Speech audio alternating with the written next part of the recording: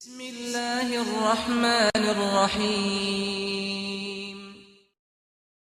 السلام علیکم ورحمۃ اللہ وبرکاتہ۔ میں آپ لوگوں کو خوش آمدید کہتا ہوں صراط مستقیم چینل پر۔ آج ہماری 22ویں کلاس ہے۔ صرف 5 منٹ کا مدرسہ قرآن و حدیث کی روشنی میں۔ نمبر 1، اسلامی تاریخ۔ حضرت ابراہیم علیہ السلام کی آزمائش۔ حضرت ابراہیم علیہ السلام کی پوری زندگی آزمائشوں سے بھری ہوئی ہے۔ انہیں بڑے بڑے امتحان سے گزرنا پڑا، مگر ہر موقع پر اللہ تعالیٰ نے انہیں نجات دی۔ غور کیجئے کہ جب ان کے والد سمیت پوری قوم اور بادشاہ وقت نے پیغام حق سنانے کی وجہ سے دہکتی ہوئی آگ میں ڈالنے کا فیصلہ کیا، تو باطل پرستوں کا یہ خطرناک فیصلہ بھی حضرت ابراہیم علیہ السلام کے قدموں کو نہ ڈگمگا سکا۔ جب بڑھاپے کی عمر میں دعاؤں اور ہزار تمناؤں کے بعد حضرت اسماعیل علیہ السلام کی پیدائش ہوئی، تو انہیں بالکل بچپن ہی میں اپنے سے جدا کرنے کا اللہ تعالیٰ نے حکم دیا۔ جب وہ کچھ بڑے ہوئے تو پھر اللہ تعالیٰ نے انہیں اپنے نام پر قربان کرنے کا حکم دیا۔ یہ سب ایسے سخت مراحل تھے کہ جہاں بڑے بڑے جواں مرد کے قدم بھی ڈگمگانے لگتے ہیں، مگر قربان جائیے حضرت ابراہیم علیہ السلام کی قربانی اور جذبہ اطاعت پر کہ حکم ملتے ہی اس کو پورا کرنے کے لیے تیار ہو گئے، اور ایک وفادار انسان کی طرح جو کچھ کر سکتے تھے کر گزرے۔ یقیناً ان کی یہ بے مثال اطاعت و فرمانبرداری پوری امت کے لیے ایک بہترین نمونہ اور عبرت ہے۔ نمبر 2، حضور صلی اللہ علیہ وسلم کا معجزہ۔ ایک پیالہ دودھ سب کے لیے کافی ہو گیا۔ حضرت علی رضی اللہ تعالیٰ عنہ روایت کرتے ہیں کہ عبد المطلب کے خاندان میں 40 آدمی تھے۔ ایک مرتبہ آپ صلی اللہ علیہ وسلم نے ان کی دعوت کی۔ ان میں بعض تو اتنے مضبوط تھے کہ اکیلے ہی پوری بکری کھا جاتے اور 8 سیر دودھ پی جاتا تھا۔ آپ صلی اللہ علیہ وسلم نے 1 سا آٹا اور بکری کا 1 پیر پکوایا، اسی میں ان سب نے پیٹ بھر کر کھایا اور روٹی بچی رہی۔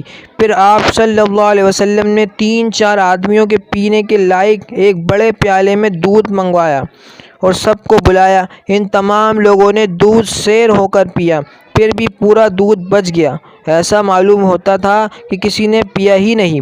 نمبر 3، ایک فرض کے بارے میں۔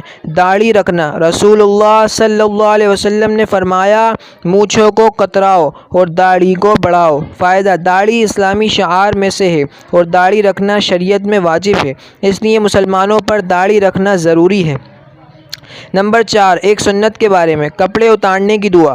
رسول اللہ صلی اللہ علیہ وسلم نے فرمایا، جنات کی آنکھوں اور انسان کے ستر کے درمیان پردہ یہ ہے کہ جب مسلمان کپڑا اتارنے کا ارادہ کرے تو یہ دعا پڑھے، بسم اللہ الذی لا الہ الا ہو۔ ترجمہ: اللہ کے نام سے لباس اتارتا ہوں جس کے سوا کوئی معبود نہیں۔ ایک دوسری حدیث میں ہے کہ جب کپڑا اتاریں تو بسم اللہ پڑھیں۔ نمبر 5، ایک اہم عمل کی فضیلت۔ اللہ کے واسطے محبت کرنا۔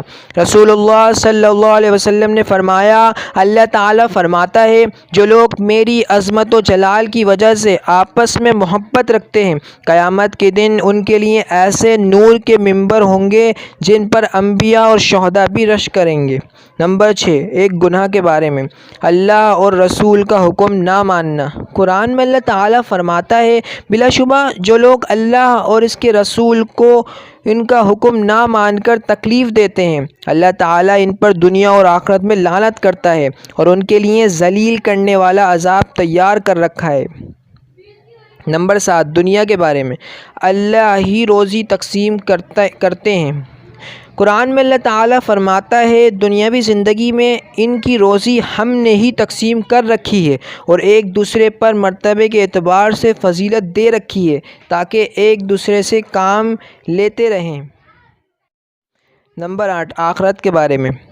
ادنا درجے کا جنتی۔ رسول اللہ صلی اللہ علیہ وسلم نے فرمایا، ادنا درجے کا جنتی وہ شخص ہوگا جس کے لیے 80,000 خدمت گزار ہوں گے اور بہتر بیویاں ہوں گی، اور ایک موتی زبرجد اور یاقوت سے بنا ہوا خیمہ ہوگا جس کی لمبائی مقام جابیہ سے مقام صنعاء کے مانند ہوگی۔